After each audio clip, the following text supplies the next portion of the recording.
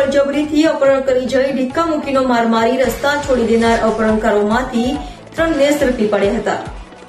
Kapodra police પાસેથી મળતી માહિતી મુજબ કાપોદ્રા ખાતે રહેતા ઈસમનું સરકારી અનાજ ગોડાઉન પાસેથી કારમાં અપહરણ કરાયું હતું। બળજબરીથી રૂપિયા કઢાવવા માટે યુવાનનું અપહરણ કરી ઢીક્કા મૂકીનો માર મારી બાદમાં રસ્તામાં છોડી દેવામાં આવ્યો હતો। આ મામલે કાપોદ્રા પોલીસ મથકમાં ફરિયાદ નોંધાતા તાત્કાલિક કાપોદ્રા પોલીસે તપાસ હાથ ધરી અપહરણ કરનારાઓમાં 3 અપહરણ કરનાર કેવલ ભરત કાકડિયા, હાર્દિક મધુકુમાર અને ખુશાલ રમેશ સાવલિયાને ઝડપી પડ્યા હતા અને ત્રણેય વિરુદ્ધ કાયદેસરની કાર્યવાહી હાથ ધરી હતી। તારીખ 24/12/2024 ના રોજ બપોરે આશરે 1:50 વાગે 13:50 વાગે પોલીસ કંટ્રોલ રૂમમાં એક ફોન જાય છે કે પોલીસ મદદની જરૂર છે।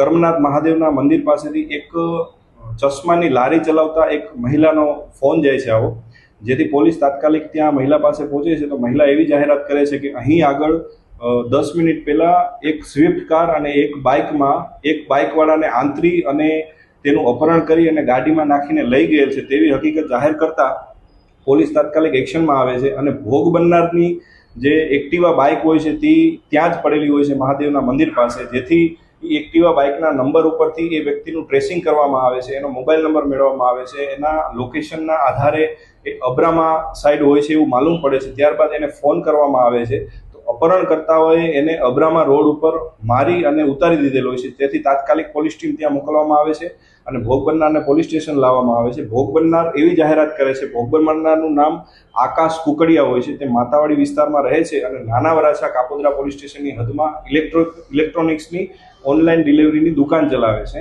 અને એના જાણવા એવું મળે છે, હકીકત પોતે એવી જાહેર કરે છે કે આજે બપોરે જ્યારે એ જમીને પરત દુકાને જતો હતો ત્યારે કોઈ અજાણ્યા માણસો તેનું અપહરણ કરી ધરાર બેસાડી મારી અને લઈ ગયેલા અને રસ્તામાં એવું જણાવતા હતા કે તમે 10 કરોડ રૂપિયા રાજકોટથી આવેલા છે, જેમાંથી 1 કરોડ રૂપિયા આપી દે, જેથી મેં ના પાડતા કે ભાઈ મારી પાસે કોઈ એવો મૂકીના પૈસા નથી કે હું કોઈ એવો પૈસાવાળો માણસ નથી, મારી પાસે જે છે એ 20,000 રૂપિયા છે, એનાથી વિશેષ મારી પાસે કાંઈ નથી। તેથી એ લોકોએ તેને મારી અને ત્યાં ઉતારી દીધેલો।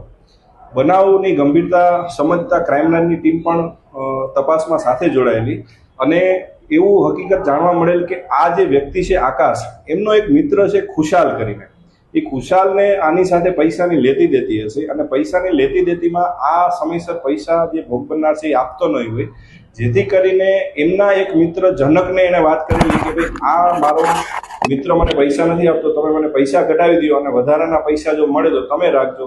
જેથી જનકે તેના અલગ અલગ મિત્રોને બોલાવી અને આ એક ષડયંત્ર રચેલું કે ભાઈ આનું અપહરણ કરી અને આને મારી કૂટી અને આની પાસેથી પૈસા કઢાવીએ। બનાવની ડિટેક્શન રાત્રે થયેલું, જેથી આરોપીના નામ પણ રાત્રે ખુલી ગયેલા, જેથી જુદી જુદી ટીમો બનાવી અને મહેનત કરી અને એમાંથી 3 આરોપીઓને રાત્રે પકડી લીધેલ છે। એ આરોપી પૈકી જે મુખ્ય આરોપી છે ખુશાલ રમેશભાઈ સાવલિયા, કે જેણે આ આખું ષડયંત્ર રચેલું, એને પકડવામાં આવેલો છે।